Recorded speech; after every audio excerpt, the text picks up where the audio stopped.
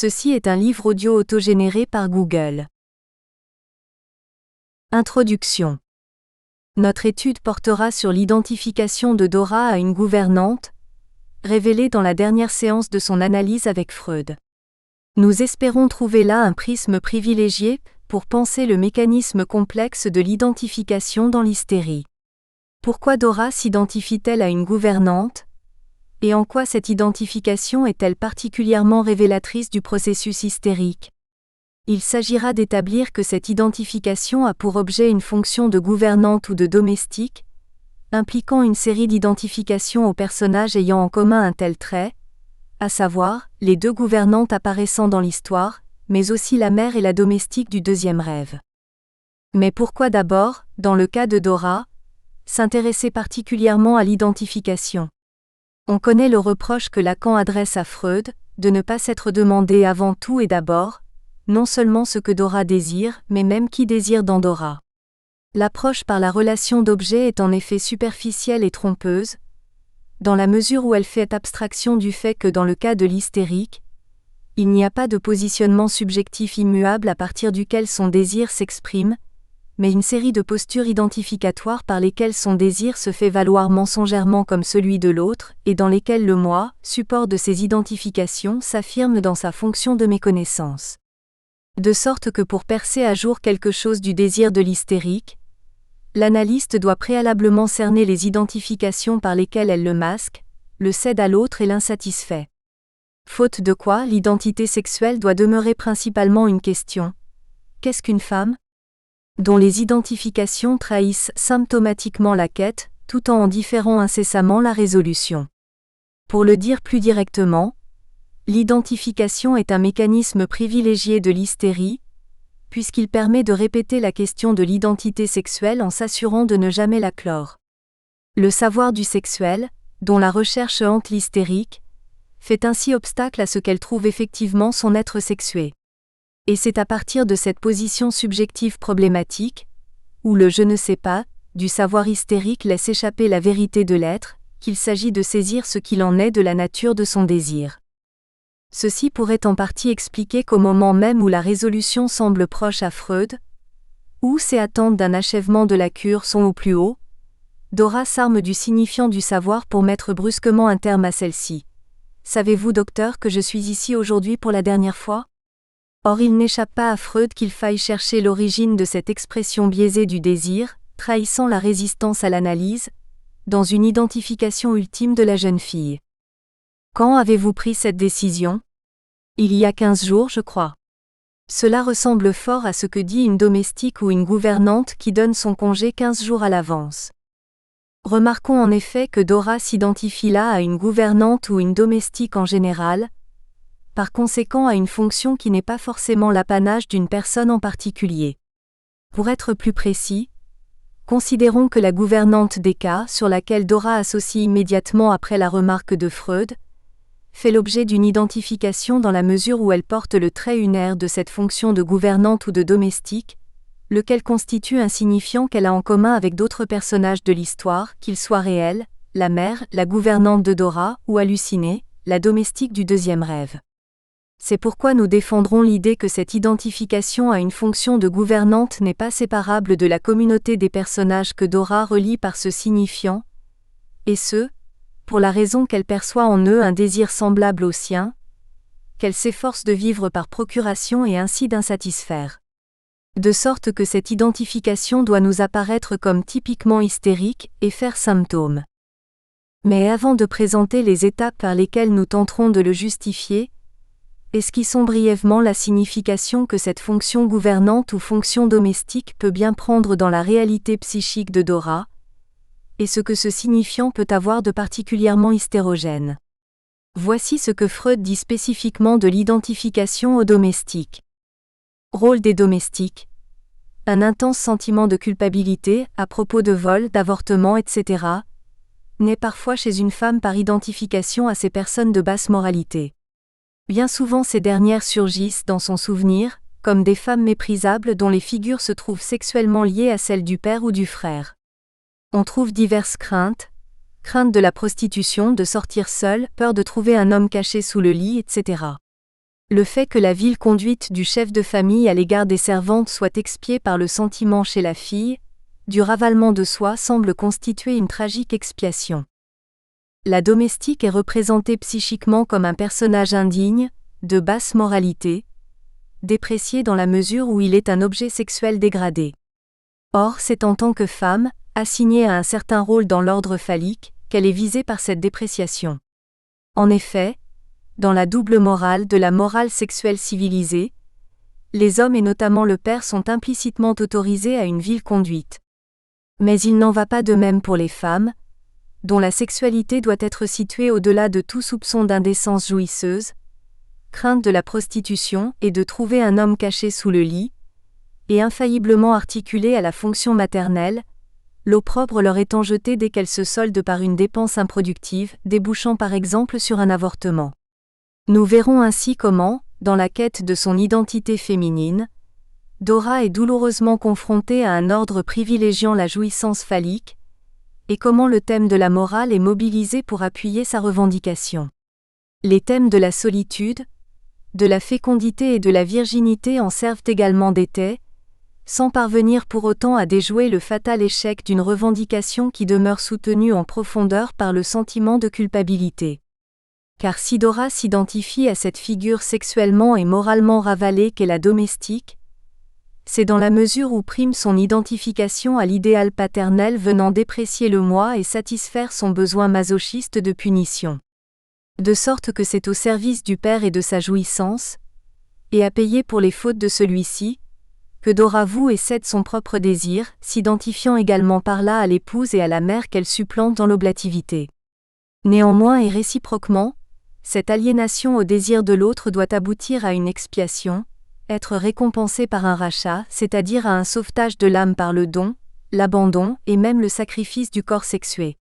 L'identification à la gouvernante articule ainsi inséparablement, au motif masochiste, le motif narcissique de conservation du moi.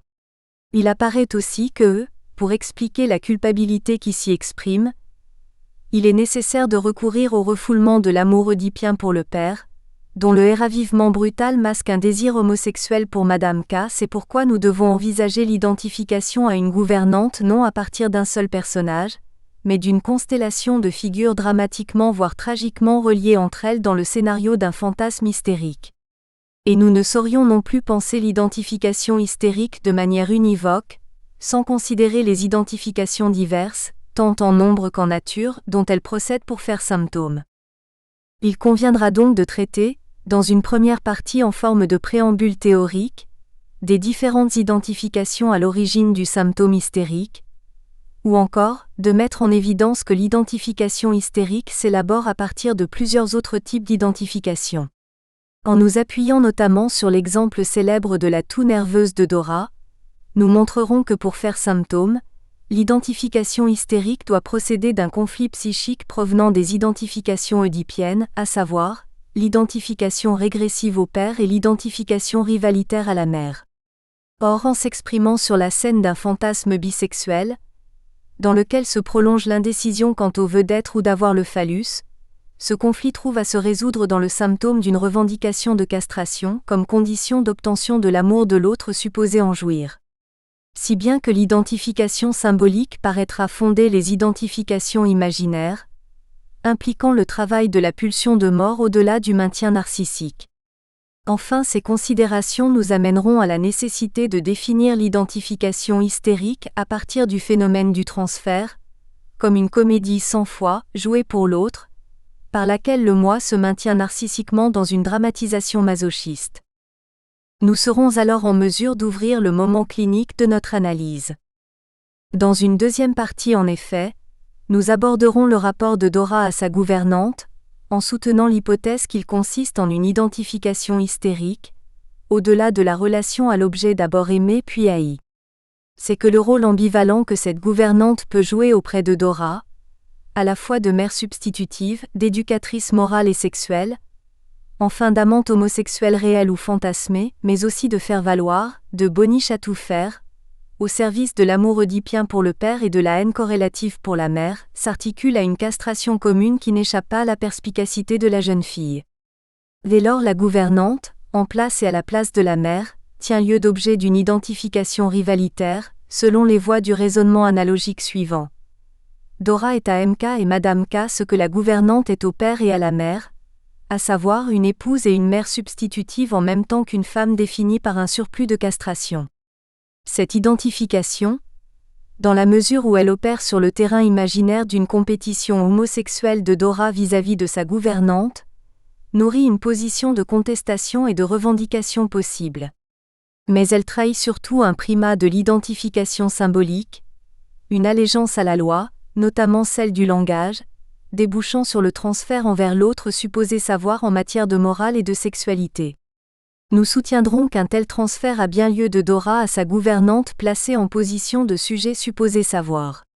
C'est pourquoi le rapport d'attachement suivi de rupture de Dora avec celle-ci consiste finalement en une répétition des conflits infantiles oedipiens.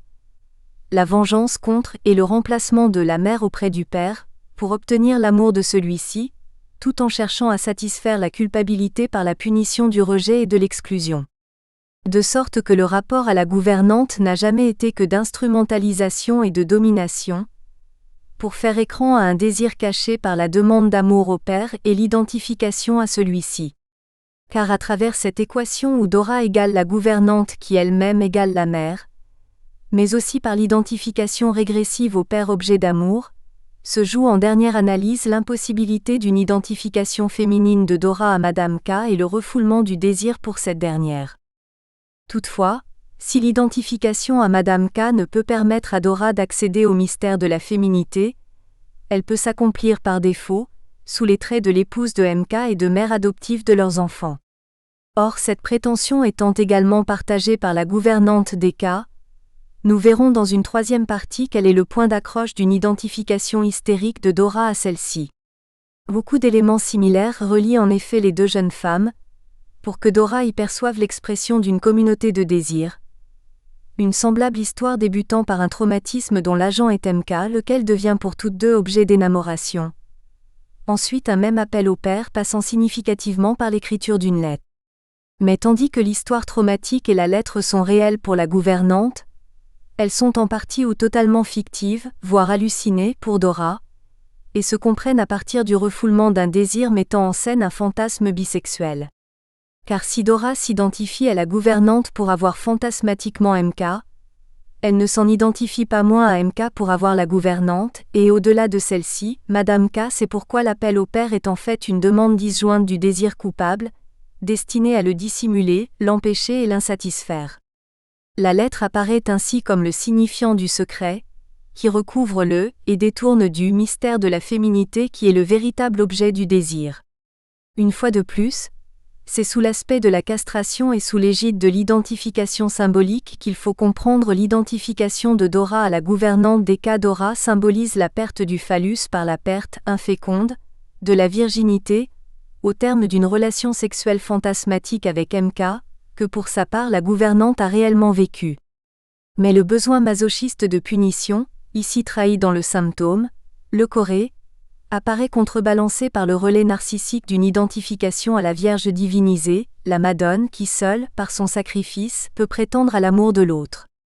Or par l'allégeance à cet autre qui n'est autre qu'un Père divin et non castré, et en comparaison duquel le Père réel mais aussi MK, sont défaillants et impuissants, Dora prépare sa vengeance finale contre les hommes.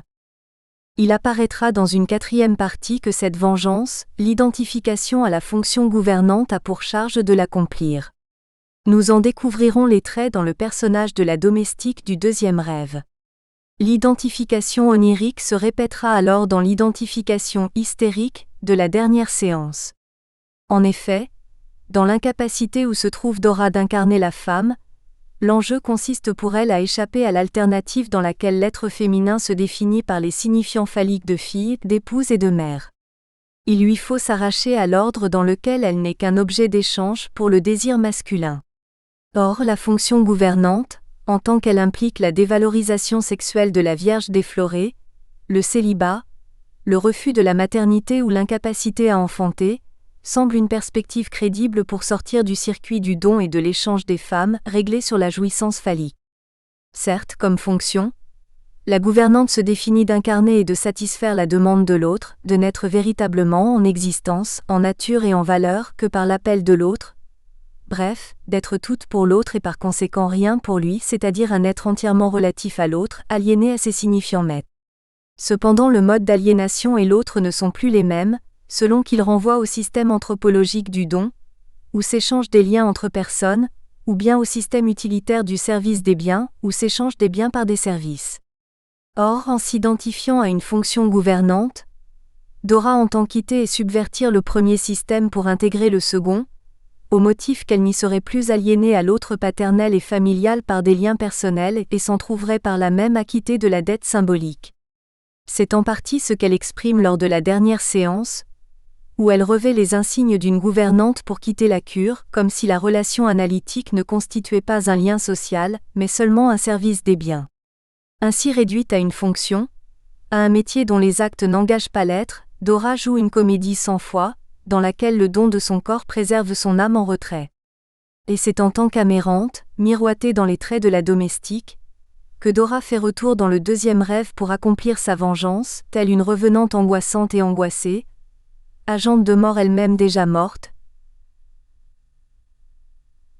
réalisant par le meurtre du père la négation de l'être et de l'avoir été familiaux. Mais ce départ puis ce retour où Dora prétend accomplir un acte libre, ne révèle qu'un passage à l'acte et une répétition procédant de la structure hystérique. Le meurtre du père réel ravivant le père primitif, l'entrée en fonction dans le service des biens ne vous Dora qu'à la servitude du lien à l'autre absolu, sous les traits d'un patron auquel elle cède son désir. Chapitre 1 Préambule théorique, les identifications à l'origine du symptôme hystérique. Personnalité plurielle. Freud a souvent souligné que l'identification est un des modes de formation les plus fréquents, peut-être l'un des plus caractéristiques, du symptôme hystérique. L'hystérique produit des symptômes par référence à d'autres personnes, où se révèle une volonté d'être comme ou de faire comme l'autre. Ce mécanisme est à distinguer de l'imitation, en ce qu'il ne procède pas d'un moi conscient déjà constitué. Il est un processus inconscient au cours duquel le moi s'élabore par la médiation de l'autre, en intégrant finalement la présence des autres en soi. De sorte qu'au sujet de l'hystérique, Freud peut écrire « Pluralité de personnes psychiques », le fait de l'identification autorise peut-être un emploi littéral de cette expression. Mais à la différence de ce qui a lieu dans la psychose paranoïaque, où elle scinde le moi et le morcelle en personnes étrangères, les identifications dans l'hystérie composent le moi en y formant différentes couches, strates ou revêtements psychiques unifiés. La paranoïa décompose, de même que l'hystérie condense. Identification onirique et hystérie. Il demeure donc vrai en ce qui concerne l'identification, que la clé de l'hystérie se trouve vraiment incluse dans le rêve. L'identité hystérique, en effet, se constitue par la médiation d'une pluralité d'autres, en impliquant l'articulation des deux mécanismes propres au rêve, à savoir le déplacement déguisement, Entstellung, et la condensation.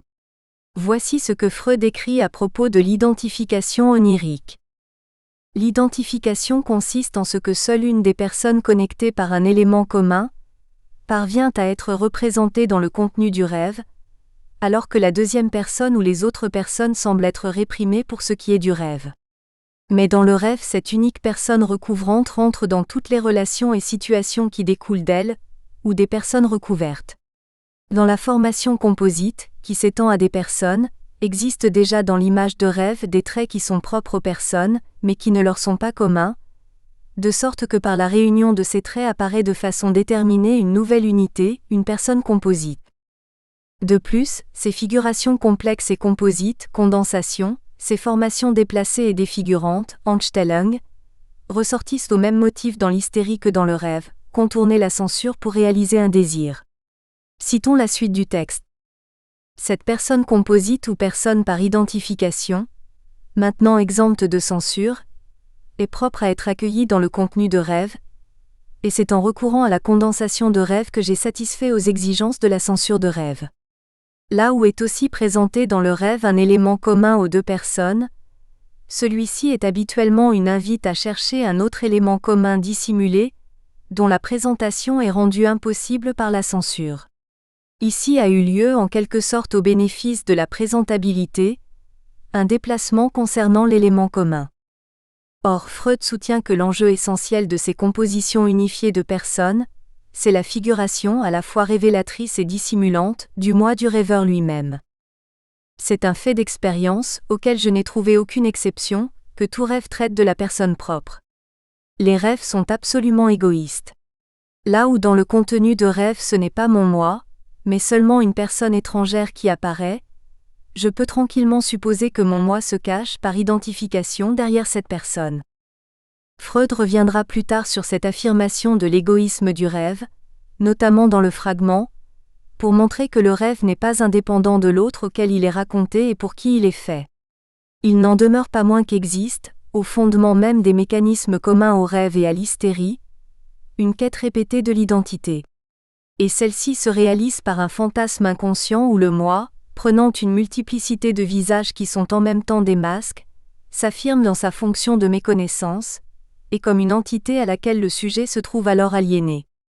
Mais rêve et hystérie comportent quand même une différence remarquable. Tandis que l'aliénation du rêveur se limite à l'hallucination imaginaire, l'aliénation hystérique déborde l'autre scène pour agir dans le réel du corps par le symptôme.